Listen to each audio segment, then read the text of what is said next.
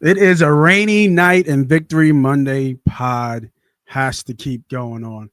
We got rankings of Eagle roster needs about 20 something days away from the draft.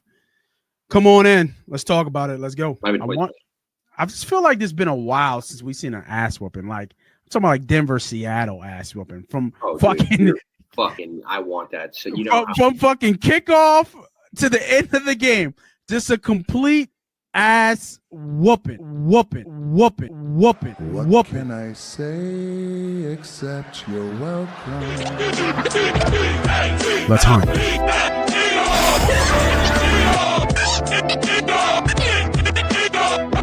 If we don't come together right now on this hollow ground. Where are you going? I'm going to pick a fight. Get up, nothing! Are you not entertained? Are you not entertained? Is that why you're here? Let the games begin. This is where we hold them! This is where we fight! This is where they die! Yeah, I think I'm going to Disney World. Welcome everybody back to another episode of Victory Mondays podcast. I am the host. I am the player. They call me Moss Money, and I got my GM with me. We running behind, but we still running on gas. Foot to the gas pedal. Full. What's that saying? What they say? Full throttle or full throttle? No. All gas, no brakes. Oh, all gas, no brakes. All gas, no brakes. I love it. I mean, got my GM with me, Ernie B. What's up, bro? Clearly just sweating, dripping, covered in grease from just hours in the lab, grinding tape, trying to figure out about this draft class and what's going on. I think this is, I have a lot more fun with these shows than you do, just because this is like the nitty gritty little stuff that I really like to get into. So I get so excited about these. Like they are really fun. I think it's a good way to learn about the organization. And that's one of the parts that we're here for as a show, is to teach about, the ins and outs of sports gambling, but also the ins and outs of your favorite football team, mine, which is the Philadelphia Eagles. So that's what I can help you out with. But I think it's just about taking our fans to the next step.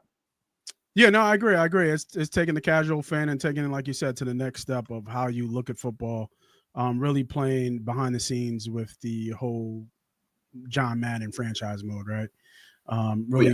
Giving them the ins and outs of what this actually looks like and breaking it down. I have many hours on that as well. So as my life goes, I'm sure you can imagine, I have hours of dynasty mode, franchise mode. That's absolutely. That was my go-to. So absolutely.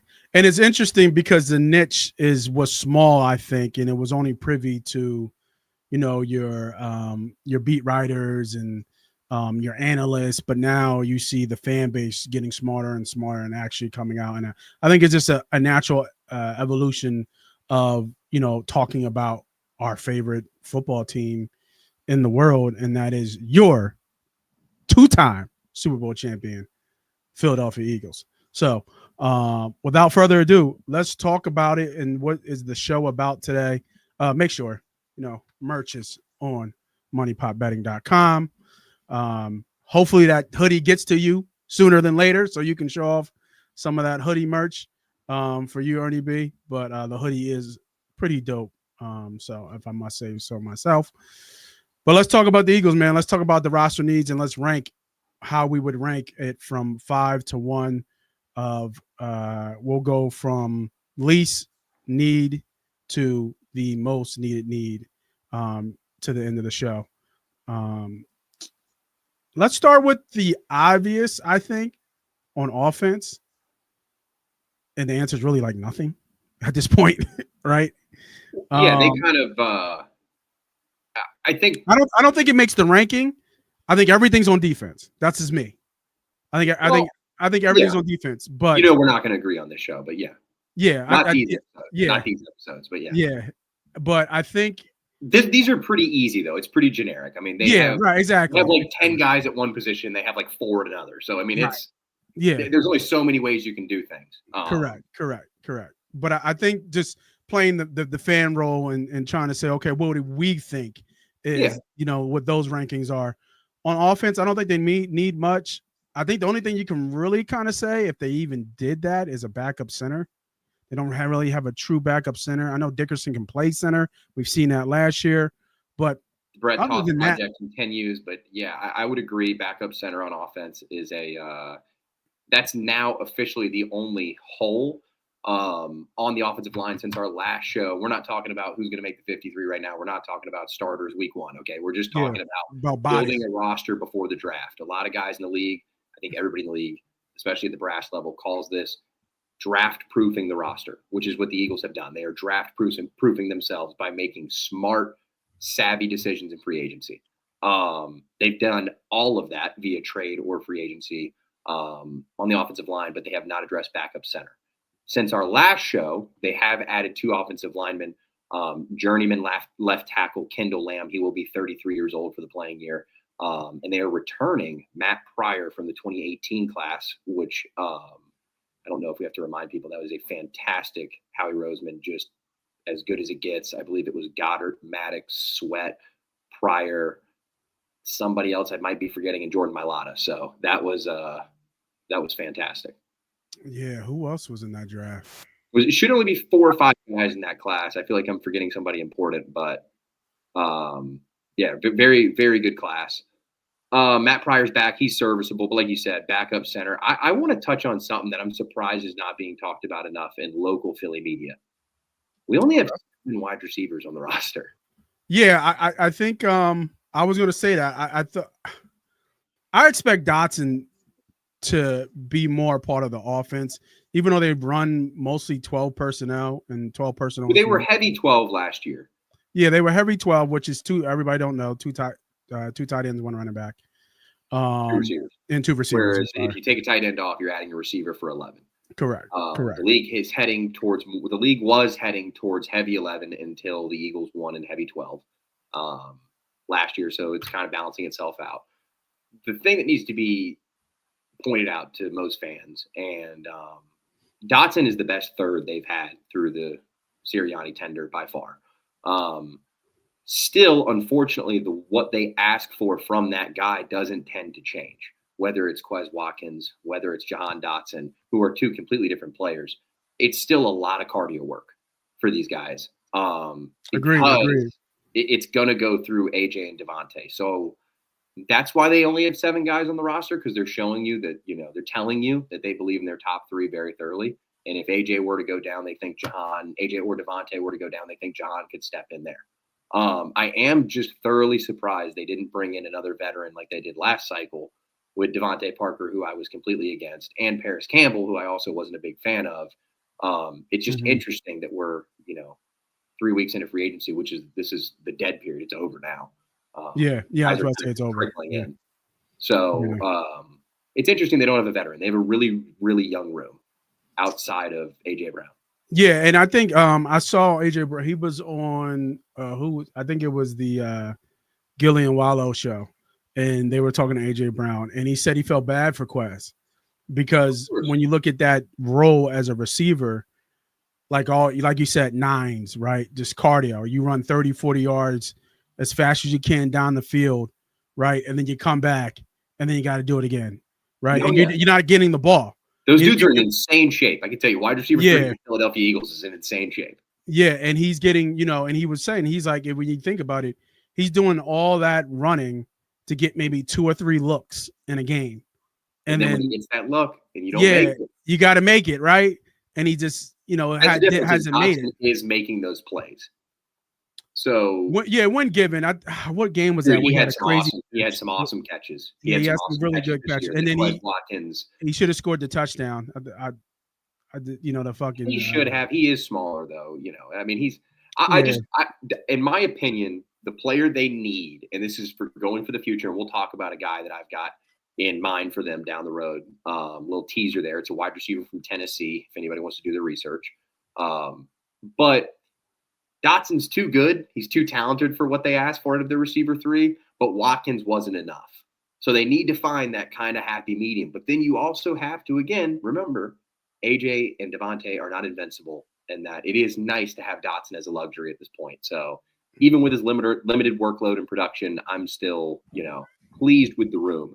I just wanted to point out that I am pretty interested that local media hasn't picked up on the fact of a certain wide receiver by the name of Elijah Moore at 25 years old is still just hanging out in free agency, and him and AJ Brown are like this. So not hinting at anything. Elijah Moore was a Ole Miss guy, right? Yes. Yeah. Okay. Yeah. That's Yeah, what I thought. Him and AJ, I believe. You know how the Jalen Devontae thing is, how Jalen recruited him and all that. Yeah. Kind of close through that. I believe AJ and Elijah have a similar connection there. Behind Dotson, anybody who has a chance. I know there's another Elijah, right? Elijah Cooks. Elijah Cooks is a big body receiver. Yeah, this is a camp body kind of guy. Wilson. So you got last year's draft picks, Johnny Wilson and Anais Smith. I was a lot higher on Anais Smith, and he just forgot how to play football there in training camp. I don't know what happened from Texas A&M to there, but I still have hope for him. Big step for him, for Eagles fans. We want to see him compete at punt returner this year.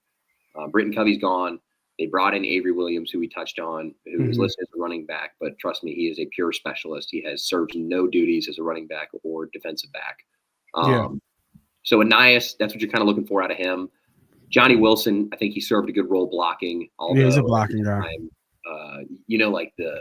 Like wavy dudes in front of the car dealerships and stuff. Mm-hmm. That's what he looks like trying to catch passes in the NFL, because Jalen only seems to want to throw him the ball when he's like scrambling out 12 yards wide, and then wants to give him like one of those little Tebow toss passes. And it just floats to Johnny, and you see his hands just like, just no idea where to go after it. I mean, he is just so always in the red zone too. Always in the red zone. Or like 3rd and 1, and like we're on, the far side of the hash. And it's just like, no, let's just give a little flick to Johnny Wilson. I think they tried in the Super Bowl and he dropped it. So thank God, because he would have got cracked. But the name I want to mention there is Danny Gray. I think he was a former 3rd or 4th round pick of the San Francisco 49ers, wide receiver out of SMU. The kid can fucking fly. I mean, he can fly, flat out fly. So if you're wondering what is a good wide receiver 3 or who has the best skills to kind of fight for that wide receiver 4 job, it would be Danny Gray as we stand right now. And that's a new name, right? Was he on the roster last year? Yeah, he's got a Super Bowl ring. Practice squad guy all last year. So. Okay. Yep, he's ringed up. Cooks was the new guy. He was a reserve future they signed of the Jaguars. He's really tall, kind of like a Johnny Wilson build, but a little bit more coordinated. I've never been too big of a fan. I know there's some people out there that think he has a lot of potential. I just haven't been the biggest fan. Yeah. Okay. But like I said, I mean, offensively, they're solid. You know what I mean? I think they've, we can just say they've draft-proofed themselves. You know what I mean? Like, I don't think running back's off the board, even with A.J. Dillon and Avery Williams specialist. I still don't think it's off the board. Tight end, to roster. Yeah, I think I just saw something. They're still trying to get rid of, like, Goddard's name still out there. I talked about this a few weeks ago. This is exactly like the Josh Sweat situation. They've come to the end of those deals that we've talked about with an inflated cap number at the end. Yep. So Sweat says, well, wait a minute. I have a high salary number, but there's no guaranteed money. So why should I play? So Howie and the Eagles go see what you're worth. Come back to us with an offer. We'll talk. Josh Sweat goes around. Obviously, Howie gives him, this team will pay me. Okay, well, they have to trade us, trade for you. Well, we want a 4th. Well, they're only offering 6. Back and forth. My understanding, I think it always starts with a 3. So Dallas, they started with a 3. Let's say the Colts offered a 5. Well, then Howie's going, well, give me a 4, blah, blah, blah, blah. Goddard has, I think, due 14.5 million. Right. No money guaranteed, but that number to production for him, just from a availability standpoint, is not good. Mm-hmm. So Howie has been pretty open about trying to move off that contract. Yeah. The problem is he's not getting the return for the player because of the contract and the fact that Goddard wants new money. Best case scenario is we swing back around Josh Sweat style at the very end, and Dallas Goedert just says, hey, how about we do a 1-year, $11.5 million fully guaranteed? Done deal. Goddard's an Eagle for another year. And then he gets to hit the market again, and then the Eagles would get a comp pick for it if they wouldn't cancel out. You see what I'm saying? Chess. Yeah. Chess, not checkers. They're not going to get rid of somebody they have under contract for nothing. Especially a player. Like he's a player. And I want to make this very clear. He did not request a trade. Dallas Goedert never requested a trade. Yeah. Howie Roseman and the Eagles gave Goddard and his agent permission to seek a trade in order to find that new money they were looking for. Yeah. So Goddard came to the, hey, we want a new contract. We're out of money. We're not thinking about that right now. Go see what you're worth on the market. Yeah. And then they come back and go, we're not getting the best numbers. And Howie's like, yep, told you so. Right. So it's just you get it. You get it from the player side, man. I mean, they're for sure. You want your money. Even at 30, he's going to be 31, I think, before November or something like that. Yeah. So he's at the this is the last big money contract Goddard's going to get, or else he's going to be on what Ertz is right now, which is like those those year-to-year deals. Yeah. Yeah. It's surprising Ertz has lasted so long too. Well, and I don't know this for a fact, but in my opinion, he thought more of himself than he was at the end of his tenure with the Eagles. And I think that going to other teams humbled him a little bit. But I think he's found a really happy place in Washington. No, and yeah. they're happy for him to not be Zach Ertz, just to be the guy that he is today, not Zach Ertz of the past. And he killed it last year, man. I mean, he killed it. Yeah, no, that's what I was saying, because he left us. He went to the Cardinals. I think he was banged up a little bit there, but he never really, Arizona humbled Zach. Yeah, he never really came around with Arizona. And then he goes to Washington, and I wouldn't say he looks like Zach Ertz, but but he's Zach Ertz of today. Yeah, like he's been in the league. What was it, 10 years? On the team 11 years this year. I mean, the whole offense ran through Terry, but still, I mean, he was number 2. I think Jaden Daniels appreciates Zach Ertz a lot. For sure. So I just, and we need to tell the fans. They re-signed him, right? Yeah, this year. Yeah, right. Yeah. So the fans just have to understand that Howie Roseman is by far the hardest GM to negotiate with in the league. In my opinion, I think he is the best, although I have a lot of respect for a number of guys in the league. I think at this moment today, Howie's the best. Last year, I think he made some moves that were not very good. And he's always going to be top 5 no matter what. Put it to you like this.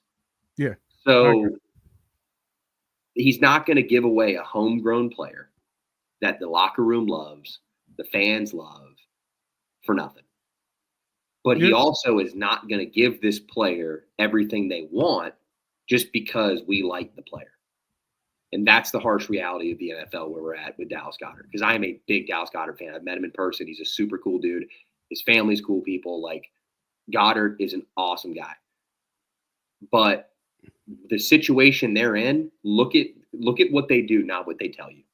They've signed Harrison Bryant and Kylan Granson to free agent contracts, and they signed Nick Muse and Cameron Latu to future contracts. That means they have 4 guys outside of their 3 that are under contract that they brought in just for insurance. Mm-hmm. They have 7 tight ends. They have 8 edge rushers. Think about that. Like that's they're telling you that there's a chance this guy might not be around here. Yeah. Whereas they trade CJ Gardner-Johnson and go look at the depth at safety. They've only got 5. And 3 of them, nobody knows who they are. I would guarantee it. Agreed. So, I had to look at the roster and like, who the hell is that? Well, yeah, it's Nick Muse was a 7th round pick of the Vikings. I actually don't mind the guys they have at tight end, but it's dart throws, Yeah. And again, like I said, I don't think anybody from offensive side, gets into our roster. Our roster needs, like I said, some depth at receiver, I could agree with, and then that's backup center because they kind of got their swing tackle, and they brought back another insurance policy at guard as well with Pryor, who has starter experience. Yeah, they're going to draft a tackle. That's a fact. We can just, they don't have one on a rookie contract. The Eagles will always have an offensive tackle on a rookie contract. So yeah, for sure. All right, so kind of got that out the way, and then let's go to what we all know is from 5 to 1 rankings, and we'll see where you stand as well, of what is needed for this roster from least to high. And to me, like I said, I think it's really all on defensive side of the ball. So, number 5 for me will be edge pass rusher. You kind of talked about it already. A lot of dart throws on edge pass rusher. Now this year, I think they'll be fine. They can go into camp this year. They'll be able to go to the season this year with what they got. Obviously, the 2 big signings that people know, Josh and Aziz, all 1-year deals. Ojulari and I want to say Usi, but it's not. It's Uche. I Yeah, don't know just why. read it like it is. That was I get that wrestling, like the Usi from wrestling. They had this thing. Uche. Yeah, Uche, right? Yeah, Uche. Yeah. But a lot of people like those. Obviously, a lot of people like those signing, especially Ojulari. Obviously, Nolan Smith is going to be your starter. Then you have who else we have? I don't think he'll be here because they're trying to get rid of him. We all know that. But what's the Huff? As the days go on, that he's still here, But I think he'll be here. the higher potential comes that he will still be here. Yeah, I think he'll be here. I don't think he's going anywhere. Yeah, I don't think he's going anywhere because I don't think they can get rid of him. And he's old. He's all his contract I looked up was guaranteed. Remember, what was it, 2 minutes ago? I was just talking about best GM in the league. Yeah, He misses too. They can miss. It's okay. yeah, they can miss for sure. Yeah. Nobody bats 1,000, right? And then we brought special teamers back, special teamer ace back, Pratchett Johnson, who did show some promise coming off the edge as well. And then who my guy is, I've been talking about since they drafted him, Jalex Hunt. I think is going to have an outbreak year this year coming up. So yeah, I mean, when you look at it, I think they're set at edge. They'll probably draft one. That's just who the Eagles are. But there's an interesting note here, real quick. Yeah, go ahead. First of all, if you're looking at We Stand things today, you would look at the roster and go, okay, the fit is Nolan Smith's the guy. He's a for sure lock-in number 1 edge rusher, unless they trade for a big name, which the only guy would be a Travon Walker. That's the only name I've heard recently, and he would be more of a hand in the dirt kind of player anyways. So Nolan Smith's your number 1. Hunt is your number 2, but he's your young guy, second year player. You want him to be pushed. So that's why Ojulari's here. Now, that's why Bryce Huff's here. Josh Uche is listed as a linebacker on the Eagles website. They announced him as a linebacker, not an off-ball linebacker. They announced him as a linebacker. So they did the exact same thing with Zach Bond last I was about year. to say, you think he's going to play inside linebacker? I think they're going to play him at both. I think they're going to work him at both, and I think that they're going to hope he sticks at one. But I think that Josh Uche is this year's Vic Fangio, where he said, you know what? I think he can play off-ball. Okay. And I believe around this time last year, a lot of people were listing Bond as a just a name in there. Like, oh, well, they got Huff, but they got Bond. He can rotate in. Mm-hmm. The numbers don't make sense. They're not holding 8 and then only holding 4 off-ball linebackers because they listed Van Sumeren as a fullback. Yeah. But the website, if you go by what the Eagles, and this is not, other websites, this is the Eagles website. You go to Ojulari, OLB. You go to Bryce Huff, it's defensive end. That's just them trying to get cute. Just basically, that's a polite thing for designated wide 9 pass rusher. But you go to Josh Uche, it says linebacker. So Interesting. just a note, man, not a lot of people have talked about that in the media. So I figured we'd put that out there. I've been holding on to that one. Just I saw that and I was like, I might be reading the tea leaves too much, but Interesting. he fits the mold. I mean, he's like 6'2", 240. So Okay. Yeah. I mean, hey, we'll see. Especially if Ojulari kind of comes on and is that your third. that's what you would want, though. That you want him to be your rotational guy. You want Ojulari to hit. You want Smith, and then you want Hunt Ojulari, rotating, and you'd wreak havoc. And then when Smith gets tired, you play Bryce Huff, and you have a really mean pass rush on paper. Yeah. Because you got to think that Huff can't be any worse than he was last year. Like just this some way. If he's on the roster, like he didn't play. That's what I'm saying. Like he didn't play, so you can't be worse than that. He hurt the broken wrist or broken thumb. Yeah. Yes, he had the wrist problem. And from what I understand, you would know better than I would. But from what I understand, playing the edge with the wrist stuff is like awful. Like it's so hard with a wrist as opposed to like for a player like him, he can't club that. You know what I mean? Yeah, it's like not a hand thing. Yeah, They've for got a to wear player those little like him, he blockers needs or his whatever. hands. Like he needs his hands. He needs to be able to rip. He needs to be able to get people off him, because he's a smaller guy. So he don't want to be touched. He don't want offensive lineman He's to get his shown hands on. power though, which is what blows me away because on tape I've watched him drive back really good tackles. Yeah, well, that's when he's got a full. Lane head of Johnson steam. was one of them for anybody wondering, and I think Lane Johnson's one of the best tackles of all time. He's got a full head of steam though. You know, Yeah, he's exactly. He's Yeah, running down. He's I'm running not- down 4 or 5 yards, going full fledged. You Yeah. know, and he's got some wheels to him. So And he's a stocky little dude. yeah, he's stocky for sure. Yeah, But he's also pretty good. listed as a defensive end. Now I believe they signed him as a defensive end though, and they put that down. So they did not have him as an offensive linebacker. They have him as the same thing that Brandon Graham was. BG was a defensive end. Yeah, I mean, the way you got to play Huff, and I've said this before, he's a situational guy. Yeah, And DPR is what they call him in the NFL, designated pass rusher. Yeah, It's called he a has DPR. to be down on passing downs when and let him just go. Just Yeah. go get the quarterback. That's the call in the huddle. Huff, get the quarterback. That's the call. Yeah. You Oh know yeah. what I mean? Don't worry about the running back slipping out and you peeling off. Don't run about go get the quarterback, bro. That's your job. Go get the quarterback. So 100%. yeah, like I just think they put too much on his plate. He's not a player who can think fast on his feet. There is a difference of being a smart player and just being a good player, and then the good ones are both. Like I didn't know how smart Jalen Carter was.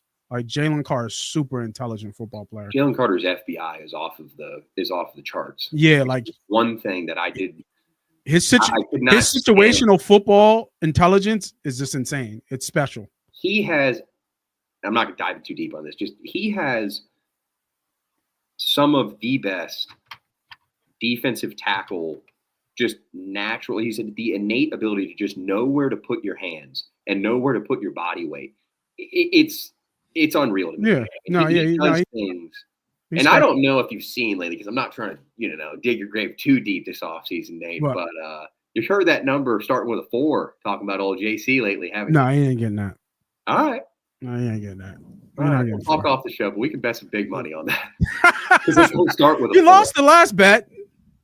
That's fine. James Bradbury. I'm not betting you on Bryce Huff. I lost James Bradbury. Let it also be known that I go with the Evans Low of Howie Roseman, and I told him that I will die on a sword when Howie Roseman forks out big bucks for an RB. So Yeah. call me crazy. I got a Super Bowl ring out of it though, so I'm not upset. Yeah, I'm not mad at it. You So did know. Bradbury. Yeah, yes, he did. Actually, every player that was on the practice squad at any point during the season did. Right. So I don't know why I feel like my thing kind of is like auto darker for some reason. I don't it's know. got you a little. It's like going light and then dark. See how Yeah, bright? see, you're good there, but then it brings you in, and it's like I feel like you're about to say something to me. I'm like, Yeah, like it's like gotta- super bright and then super dark. I don't know what's you got going to on. check me, y'all. You Yeah, gotta check. I don't know. I was a little off. I'll figure it out. So we'll rock with it. It's all good. So are you okay with pass rusher at 5 though? Or do you? Were you? If you're ranking? Yeah. I mean, I think it's one of those kind of we can't not have it on the list because this is the Philadelphia Eagles, Mhm. and they'll trade for or draft a guy in there and just figure out the rest later, kind of thing. Yeah. So yeah, I will say though, I think the discussion we had about it though, with the potential of Boucher having some off-ball versatility, I think it just makes it not look as bad when you Right. look at the roster a little bit. I'm going to say my honorable mention just because we were talking about offensive line. I am going to put I'm going to say that I still think they draft an offensive tackle to compete with Pryor and Lamb for the swing tackle position. Let me ask you this: do you think they draft a tackle in the top 3 picks? Their top 3 picks.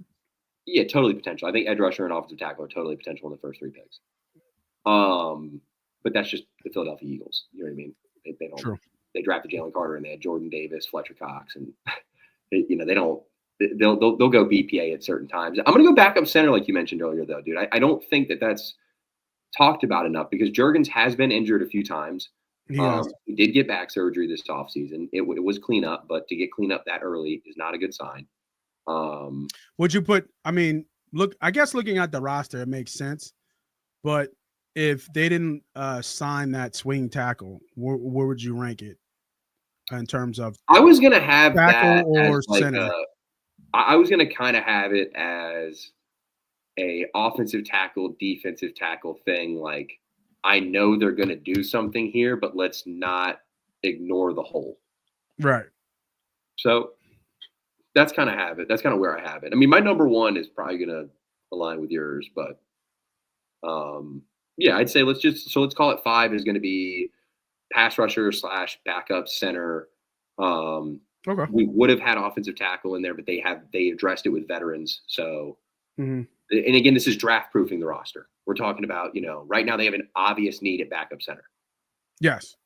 I think they do have a need at backup center. They could probably get one late. They probably actually. They did last year, and then they got cute with him. Yeah. And now he's ran. I'm trying to think because what was Jurgens was what, a 2nd round pick? Yeah, but I mean he was an air. But he was like the top they center. took McMahon, and they took McMahon like 2 picks after the Jason Kelce pick. Like I think Kelce was 6th round, 181 or something like that. They took him like 183. Yeah. And you can get a guy who just plays center. You can get him late. Yeah. There's a lot of guys this cycle too. There's about 5 guys that I think they could target late. And they have like 3 or 4 5th round picks, so they could move back and they, Yeah, and then they got so much in the middle of the round next year.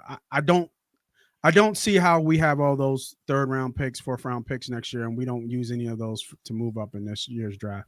Well, a lot of them are projected comp picks, but yeah, they do have a lot. I would expect though more of them to load up on next year, as opposed to like sticking down in this one. No. I'm not sticking down, but I'm just saying, like, how we kind of moves a little bit. No, I know, but I'm just saying a lot of the picks that they have next year are comp picks, so they can't use those yet because they don't technically exist. They're just projected. They'll hit on the next offseason. But like, I would expect them to move back more than move up in this class, and then I would expect them on a day 3 to move to next year to try to get up in next year's draft a little bit, as opposed to sticking with a 5th round pick. They might be like, "Yo, next year you want to swap me out for a 4." And do stuff like that. Right. Just due to the nature of the class, it's a good deep class at certain positions. Some of those the Eagles need. It just depends how the board falls, and they have not been swinging for the fences in the draft lately. They've been drafting really smartly, so it's, they set themselves pretty well for this year. So I'll let you go. What do you think? What do you got for number 4? What do you think on your list? I'm gonna go. Number 4, I'm going to say that I've got a genuine concern with backup nose tackle. So D tackle. Not D tackle. I have more of a concern at D tackle. I have a 4th level concern on backup nose tackle. So Thomas Booker currently lines up behind Jordan Davis. Okay. But Jordan Davis, the decision is made by May 1st on whether or not they're going to pick up his 5th-year option, which I think is like $12.7 million. I don't think they're going to pick it up, right? They're not going to pick that up. I still think they pick it up and then work it into an extension, a team-friendly extension.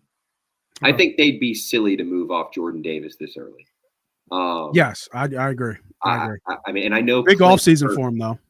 I know Clint Hurt is a big Jordan Davis fan. And I also know that Jordan Davis is very crucial to the development of Jalen Carter. So I'm going to stick and I think you hit on this before, and I actually agree with you. When you look at this defense, who are your leaders? Right?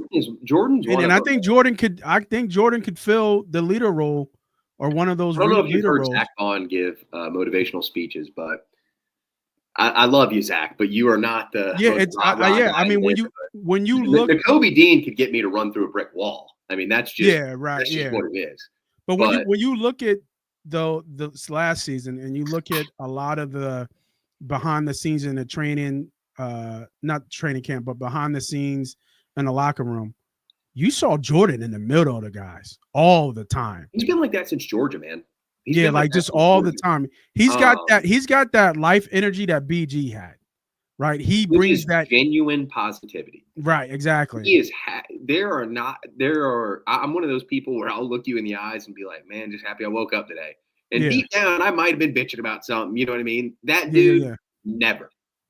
He is. Jordan's smile lights up a room, man. And I just think that he's good for Philadelphia. He's good for the team. And I don't think he's a guy that is going to ask for, a buttload of money just when he hits the market, because who's paying that much for a nose tackle? Like, first of all, excuse my language, but who gives a flying fuck? You took him 13th overall, one pick above Kyle Hamilton. They are never going to take a safety in the first round. It's not going to happen. They haven't done it yet. Okay, I said they'd never pay a running back. They'd never pay a linebacker. They've done both. So next up would be drafting a safety in the first round. But they didn't do it that year. But you got a guy who the expectation set forward for him to turn into this, I mean, Nate, who has ever been 6'6", Vita Vea? Like, they wanted to be Vita Vea. He's bigger than Vita Vea. He's taller. Yeah, when I don't get the comp of Vita Vea is a Vita bad Vea comp. is built like this. Jordan Davis is still like this. It's not. It's just a bad comp. That's his only problem. But if you watch him stood up through a hole, he can still reach out, bear hug a couple people. I mean, he had a sack in the Super Bowl, which was pretty. He had a great playoff. Yeah, he had a great playoff.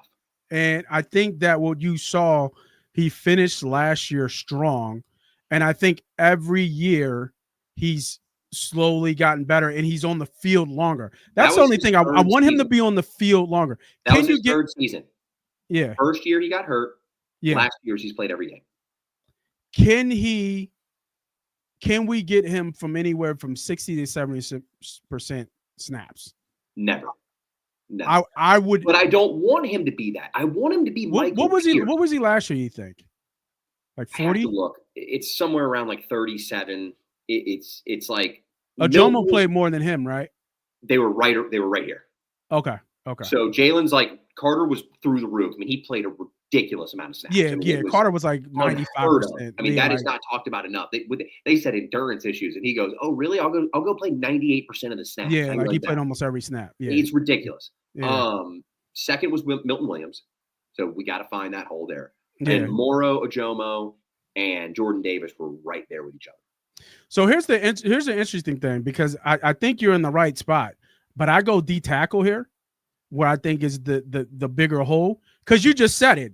You like, look at the drop off, and not even just talent. I'm just talking about on the field, right? You said Carter was here, then Milt was next, and I don't know off the top of my head, but just guess.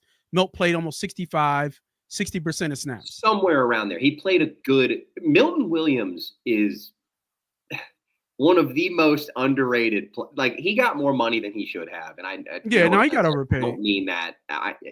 Milton, you deserve all the money in the world. Yeah, exactly. Yeah, I'm happy. I'm just saying, for the market. I mean, come on, bro.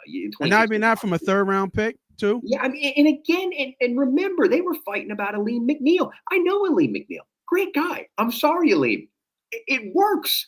Because they turned you into Jordan Davis. So, I mean, what do you want? I mean, you got Jordan Davis, you got Milton Williams, you got Jalen Carter. You were talking. I mean, I remember when Bill Belichick said on that, the Insiders, whatever he was doing on the CW, and they said something. He had a quote, and it was a little bit of a bash at us, but just it was one of those respectful Bill things where it's like, well, you're always going to fear Philadelphia's defensive line. You're always you don't sleep well at night about Philadelphia's defensive line. I can't imagine, but we saw what Mahomes went through. I mean, they gave it to him, and that wasn't off the edge. That was pressure created up the middle. The edge rushers closed. But and that's why I have defensive tackle. Fourth. I mean, you could fight for it a little bit higher, but I think that's that. Yeah, I mean, I think it's fourth because I think there's such a big drop off from Carter now. Like I'm not saying Milton was good at Carter. You're sleeping on Ajomo. He's I'm not, but what, seventh round pick, and you're gonna ask him now play 60? Was a 7th round pick drafted at 21 years old that I know a team for a fact had a 4th round grade on Moro Ajomo. So it was. I mean, but even so, you're still asking that guy to be a full-time. I'm asking him to be Milton Williams. Yeah, I don't. That's it. Not asking him to be Jalen Carter. I'm asking. I don't think he can be. He can be that. I think the guy that you're not thinking of here though is Byron Young. That's the one that's the Alabama kid, went to Vegas.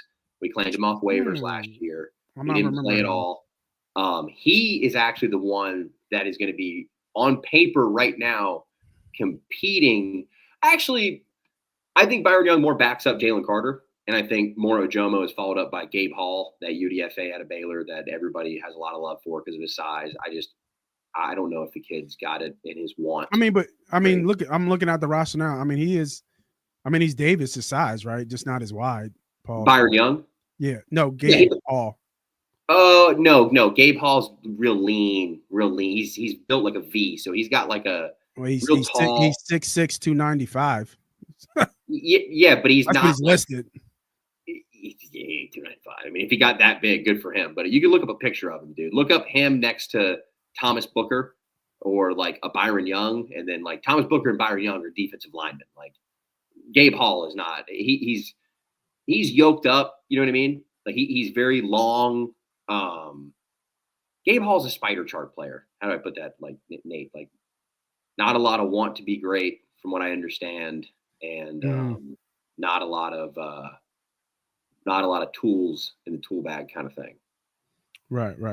Everything physicality, but I mean, there's I have a lot more hope for former third round pick Byron Young out of Alabama than I do Gabe Hall. Okay. Byron Young's guy was more of a character thing. Then he went to Vegas. Vegas was not a good place for him. And then last year he hurt his hammy and really didn't. I was more of a kind of, I think, how he walked past him in the hallway and said, "Hey, that hammy still hurting you?" He was like, "What are you talking about?" It's like, "I think that hammy's hurting you. We're putting you on IR." You know what? I want to switch it now. I actually want to switch it. I want to go linebacker 4, off ball linebacker 4, and then D tackle 3. Bring up the off-ball linebacker. That is the one of the most shallow positions on paper right now. Well, because you talk about Uche, right? Yeah. You talk about Uche being listed as a linebacker, so now that actually brings it down a little bit. I mean, we already know they like Trotter, right? The fullback dude, I forget his name off the top of my head. Ben Van Sumeren was announced. He's coming off an injury. He was announced as a fullback, though. The team exercised his restricted free agent contract and then announced him as a fullback, not a fullback linebacker. He was announced as a fullback. Right. So, I mean, Bond, Uche, right now it's Bond, Dean, Trotter. It's Bond, Dean, Trotter, Dallas Gant. That's I thought we talked about Dallas Gant. He wasn't really. Dallas Gant is a tiny safety. Yeah, like he wasn't. Yeah, it wasn't nothing to talk about. He's not a. He's one of the ones that he's a camp body. We're going to label him politely as camp body. Yeah, don't probably draft him. He played in a couple games. He had to be called up, but played special teams. I mean, Campbell could always fall. He's not going to fall that far. No, they. I mean, he could be there at 32, but they probably won't take him. Yeah, I don't think he'll be there at 32. All right, so. Well, do you like the switch though, linebacker then D tackle, or you're still a little bit? Yeah, I mean the linebacker one is just kind of one of the things where it's like I just know they don't. Like the only thing I would say is they're telling you they're probably going to draft a linebacker at some point. Yeah, I think so. Yeah. It's not going to be in the first round. It's probably going to be more like a Toby Dean third round. You know. Yeah, something like that. Yeah, it's a position of concern. I'd probably put it up there with like I said, man, it's not really it's not the guys on the sides. It's the guys in the middle. You know, Jordan Davis goes down. Who do they have? They have nothing. They have nobody that can play the position. Yeah. I mean, you have Thomas Booker who can play it, but it's like I don't know. I think they have to address that at some point with the even if you extend him for 5 years, he still could get hurt. I mean, you know, his former teammate Nazir Stackhouse is in this class, and he's a massive human being. They could try to plug in there, but I just don't think they have a guy that can fill his role. But I like having linebacker there. I think linebacker's got to be 3 or 4, depending on what your next couple are. Yeah, I mean, well, I think the next 2 are the obvious ones, and it's just what's the bigger impact from the player? Right. And it's funny because they had a little bit of beef, you know, going back and forth between Slay and CJ a little bit, you know, from a leadership conversation that they had. So I'm gonna have to go corner here at number 2. Because I think the starting right corner is on the team. In my opinion. Left. But yeah. Yeah, I'm sorry, left corner. I'm sorry, left. Yeah, you're right. Right. And it comes. I mean, I know they like Ricks, I but hate it to comes say down to I Ringo think and he Jackson. is. I just don't think he's Adoree Jackson. Yeah, and I think you said this before. They liked Adoree Jackson before, so this is not the first time they tried to grab him. No, but if you listen to Adoree's presser, it sounds a lot more like a guy that is just here to help a team compete, as opposed to a guy trying to win, do everything he can to win a starting job. But I think his contract also reflects that. You know what I mean? I mean, he got paid nothing on nothing, so Yeah, he's not a guarantee to make the roster. he's coming off injury, right? Was he coming off injury? No, he just didn't play a lot last year. He was still in the. Was he still in the Giants? Yeah, he signed for a 1-year deal. He signed like a 4-year contract or a 3-year contract, and he signed a 1-year deal with the Giants last year, like super late, right at the last minute. And he just kind of played backup and like helped out here and there. He's a good team player, man. Adoree's a good dude, but like they really, really, really want Kelee Ringo to win that job. They probably do. Yeah, I'm really want Kelee. And you know, I've already said this moments of time. I'm not a big Ringo fan, so well, we'll see. But I'm not. This is the thing, though, Nate. It's not about in this defense. It's not about how you play. You know, oh, are you a press corner? Or, you know, or do you like to play off? It's about how you communicate. And if Vic Fangio is telling you that he's willing to let C.J. Gardner-Johnson go, then he's telling you that he needs Blankenship more because he's due to get paid. So I can confirm this, and you can. I think Greg Cosell was the first one that ever said this, but from the Eagles, according to the back end, so this probably comes from Christian Parker or somebody like that, Reed Blankenship is their most important player. Interesting. He is hands down the guy that is in the right place at the right time, probably why he is always up there in interceptions. He's got a lot more interceptions than people think he has. I agree there. But he is hands down the most important player on the back end. So, you know, they're not letting go of the exciting whites. Come on now. That's marketing. No, and Blankenship is due to get paid. I mean, he's paid, you think? I mean, not paid, but I mean, I think that if Gardner-Johnson was making 8 to 10, I think he was due to make 11 this year. I think they'd much rather pay Blankenship 7.5, 8. I think he's worth every bit of that. I think he is too. But I think their whole point in moving CJ is that they are gonna pay Reed. You know what I mean? Yeah. Because he's due to get paid, man. I mean, Blankenship, Jurgens, and Davis are the ones. They don't have to do Davis at all. His 5th-year option. They can't extend him yet, but they could accept his 5th-year option and then work that into a deal. Yeah. Which is what they did with Devontae Smith. So I have a lot more faith in Ringo than you do, but a lot of that faith just comes from not what I've seen, more or less what I've been told from people close to the situation that, look, they think there's something there. He's a whole year younger than Quinyon Mitchell, if that, you know. Yeah, well, we know how good Quinyon is, so we don't have to compare. Didn't compare their play. I just compared their age. That came from their mothers, you know what. So by the time that their parents got together. Yeah, they just and then one got through school faster than the other. Do you want to? They should be in the same sentence. That's all. They shouldn't be. They are. I mean, when you roll them out, they shouldn't be in the same sentence again. Let me just clarify this. Let's say they sign Justin Simmons, which I'm not a fan of, but go ahead.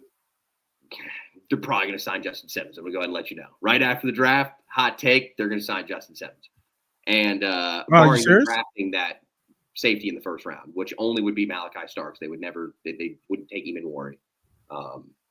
He just doesn't. Oh, that's not the safety who's like the South Carolina, the yoked up Cam Chancellor. Yeah, the yoked up boy that ran. Yeah, they're not taking Cam Chancellor. He does not fit in this defense. Malachi Starks, Georgia kid, fits real well. Yeah, but he won't last. You told me Quinyon Mitchell wouldn't make it. But then hold on, didn't you start the show saying that they would never draft a safety in the first round? Yeah, they never have. Okay. Like that's a fact. They have yet to. So why are we even talking about Starks? He ain't going. It don't matter. You're not going to draft him, right? Well, they never paid a running back until Saquon Barkley. He They just have had the never greatest had a running top back five- season ever. They have never had a top 5 off-ball linebacker in the NFL. Then they got Zach Bond. So Yeah, I mean, well, these guys performed. So, I'm just yeah, no, I'm I just saying. I think yes, even if you second roll round out, has always been a sweet spot for if safety. you roll out Mitchell, Ringo, DeJean as your top 3 corners in the NFL tomorrow, that is top 5 without a doubt. Without a doubt. Sure, Ringo's going to get a lot of targets, but I'd hate to see, the quarterback throwing a death ball to Sidney Brown's side of the field. I was going to ask you, what do you think about Sydney?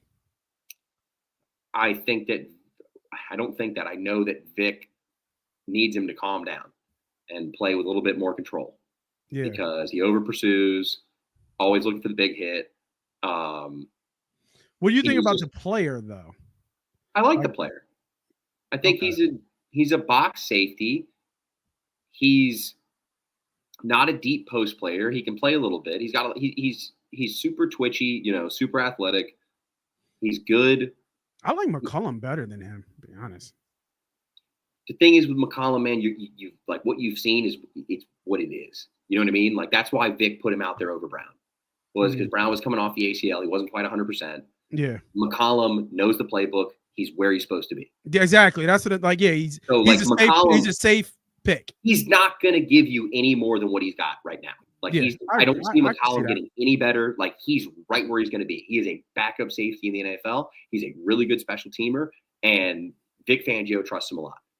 But Blankenship and McCollum, now you have 2 guys that aren't quite all there with their speed. You know what I mean? Yeah, no, I agree. So it's just you start to have that conversation. That's why I think if they rolled like a Simmons Blankenship with Brown kind of coming in on a rotation, and then you have a McCollum there as a safety net, it seems a little bit better. It just, if they sign a safety, they're not going to add another veteran corner. But I think they've already added the veteran corner they wanted. Yeah, and that's why my number one need for this roster is safety. Yeah, I mean, we were going to agree on that one. That was, yeah, I think they get safety. But they haven't done something for a reason. So for everybody wondering, they can't sign Justin Simmons now because Justin Simmons doesn't care who you are, even if he wants to play for you and you want him to play there. He's not signing for pennies on the dollar. So if he signed now, he would count against the comp pick formula. If he waits till the day after the draft, that Monday morning, which is when they sign Mekhi Becton, they can sign Justin Simmons to whatever amount of money he wants. Probably somewhere around $8 to $10 million. 1-year deal, with some stuff worked into it. Now Simmons is going to be 32 years old. He didn't have his best year last year, but Vic Fangio really likes him, and he really likes Vic Fangio. Yeah, I was about to say the connection with Vic it just makes sense. Yeah. That was now if they draft Malachi Starks, there's no chance in the first round, which is the only time that they would get him. I mean, if he fell to the second, they would be trading up like they did for DeJean. Do you think they signed Simmons to a multi-year deal? No. Just one and done? I think the Justin Reed contract that everybody was like, oh my God, they're going after him, blah, blah, blah, blah, blah. That's the contract they didn't want to give CJ, but they're probably willing to give Reed. And then you sign Simmons to like I said, 1 year, $7.5 million, something like that. 8 million, 10 million. He's healthy. Other players out there? Any other players you think out there at from safety that could be on the market? Julian Blackmon of the Colts, who's had a lot of injuries, but he's had a couple visits and no deals, so I can't imagine that doctors are seeing anything they like very much. Right. You got me? Yeah, you're breaking up a little bit, but you're back now. Okay. All right. Yeah. You said Blackmon from the Colts, right? Yeah, Julian Blackmon. I'd probably put him in that, could totally sign him. But like I said, I'd rather have a Simmons, man. I mean, I'd rather just get a guy, like you said, there's a lack of veteran leadership on that side of the ball. A guy that understands Vic. If we bring in some rookies, he can teach them everything they need to know. And he's ring chasing, man. He wants a ring. So I think something like that fits. I just don't see another guy out there. I mean, really, the only two veteran names that are left for the Eagles are Justin Simmons and Calais Campbell. That's about it. I've seen the Campbell. And they could have signed Campbell. Just to make this clear, they could have signed Campbell because he played for like $2 million last year for the Dolphins. So that wouldn't count against the comp pick formula. They could have signed him by now if he was willing to pay. Him and Carter next to each other is just silly. Can you imagine being able to take Davis off the field and put Calais Campbell on the field? Yeah, and he's still a fucking monster. As old as he is. Yeah, but imagine the things he could teach Davis at his size. Like, yo, dude, put your hand here. You know what I mean? Like, it's just. He reminds me of Seymour. Seymour was like that. When Seymour got old, Seymour was still very productive. You know what I mean? Like year 15, year 16. Because he was signing in the right place. He wasn't, putting his talents in stupid areas. He was like, screw it. I'm going to go do this in the right spot and make good money doing it, but I'm going to prolong my career. Yeah. Yeah. I think Campbell's a great dude. He's 38. I mean, in the trenches on the other side of the ball. They give all the tackles credit. How about the man on the other side of the ball? Yeah, no, that's big facts. That's big facts. You know, I mean, I think he could just give Davis a blow, like you said, that backup nose tackle spot. Knows probably such a vet that he could figure out the scheme quickly. And that might be his problem. He might not want to play Fangio, to be straight up with you. That might be all it is. It could be at this point in his career. He might just not like the scheme. And that might, that is one thing that we'll never know. You'd have to know him in order to figure that out. But I was thinking about even the coaching style. You just might not really want to deal with it. You know what I mean? As a vet, That's the thing with like if you we're coming off a Super Bowl season, so I don't want this to come off the wrong way because CJ Gardner-Johnson's one of my favorite football players in the league. I genuinely think he's a good dude. I know some people don't get along with him and he's a little bashful and whatever, but he's a good dude, man. And I just think that in the kind of locker room they have, there are more Simmons personalities than there are Gardner-Johnson personalities. And they would rather have a Simmons for a year and then let Blankenship fully take that role on, because think about the things Simmons could teach with Blankenship. I mean, that's Reed is going to go down as one of the better signings. I mean, a 2022 UDFA. And I mean, he's got 2 Super Bowl appearances. He got a ring now. He's due to probably get an extension here. I mean, it's looking pretty good for him.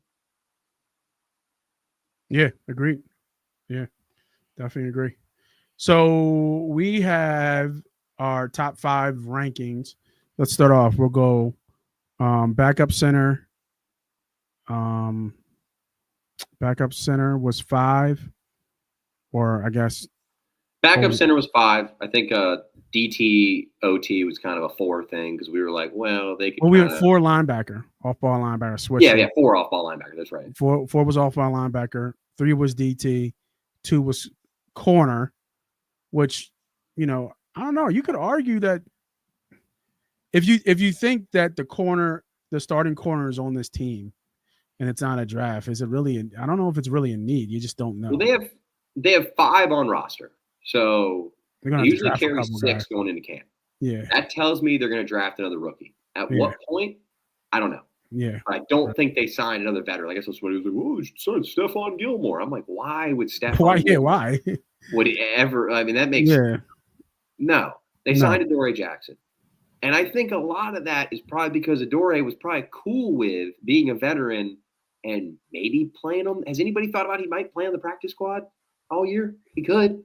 I mean, there's nothing against that. They might agree to a deal. Perry Nickerson is a veteran that's a backup. He's 30 years old. We signed him to a reserve future contract because him and Fangio are like this. And he's our top nickel. He is our Avonte Maddox replacement today.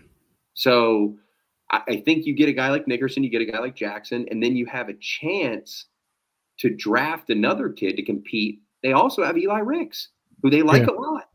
So I think they're a lot better off than corner than we're making it out to be. But that's what I was saying. Should I lower that corner? I feel like DT should be number 2 and not corner. And then obviously one we got at safety. Well, yeah, safety is for sure one. I mean, I would agree you could go DT too. Yeah, I think but so. I would say that we'd fallen into a look. You guys need to go get a Milton Williams or maybe even a Moro Jomo replacement. I'm not even talking about a Milton Williams replacement. If a Jomo's going to be Williams, then I need a Jomo's replacement. Mm-hmm. And then And the more I think about it, the more the way that this roster is built. I mean, I don't know what the odds are right now, but I would bet that they take a defensive tackle at the 32nd pick. Walter Nolan is the one. I think Derek Harmon needs to be talked about a little bit more. Unless a pass rusher falls in striking distance. I don't know if it's true. I keep seeing the kid from Boston College. He's such a Donovan Ezeraku he's just such a game wrecker. I don't see him falling. Yeah, that far. I mean, if he's at 32 on the board, you can lock that in for him. Oh yeah, for sure. You're talking about a kid coming off 16.5 sacks. He's built like Ojulari. So I think I said it last show. Ojulari is basically Fangio's dream body style of his edge rushers, which is, strong, twitchy, about 6'2", 6'4" to about 240, 235, 250 at the most. I mean, you really want to be like a 245 kind of guy. Because sometimes he's going to ask you to drop into coverage. So, I mean, Ezeraku would be one of my top 5. I mean, if we get Ezeraku, I'd be extremely pleased. Yeah, I just want to look real quick mock draft, and we'll do a mock draft ourselves as we get closer. But I just wanted to see. Yeah, you said Derek Harmon, right? Yeah, Derek Harmon from Oregon. Yeah. Yeah, he's a good one. Nolan's the one. I've seen some things out there trying to compare Walter Nolan to Jalen Carter as far as off the field stuff goes, and it's not that with Walter Nolan. It's a sense of maturity. He just needs to grow up a little bit. Whereas Carter was going through some things and just kind of needed to mature in different ways. Nolan, I have more of a character concern of Walter Nolan than I did of Jalen Carter coming out of the draft. So take that as, whatever. I just don't know if pairing like a Nolan Carter thing is the best case scenario for them. Yeah, I agree. But he's a game wrecker, twitchy, all the talent in the world, but can you get the best out of the person? And he's young, so you never know. That's the gamble. Yeah. And with that is our top 5 needs for this Philadelphia Eagles roster. Come next week, we will be looking at, should we do the mock? You want to do a mock next week or give it another week? What is going to be next? We'll probably let's do a draft targets next week. Like, let's do some guys that like we should be looking at for the Eagles. Okay. We'll do some like early round guys, just some names. We'll go over a couple that they've got 30 visits that have come out. So there's some guys we can talk about there, some of which are like day 3 picks and some of which are like day 1 picks, Yeah. Just go over some names that are like, we can do general draft, but then really focus on who pertains more to the Eagles, like guys they've had contact with or guys that really fit what they do. Agreed. All right, everybody. I want to thank people who've come in, come out, who've watched, who's clicked like, who commented earlier and before, or if you just sat there and just let it run. Take it all. Appreciate you guys jumping in. This is Victory Monday Pod. I'm Moss Money. That's Ernie B. We'll catch you guys next week. Have a good night.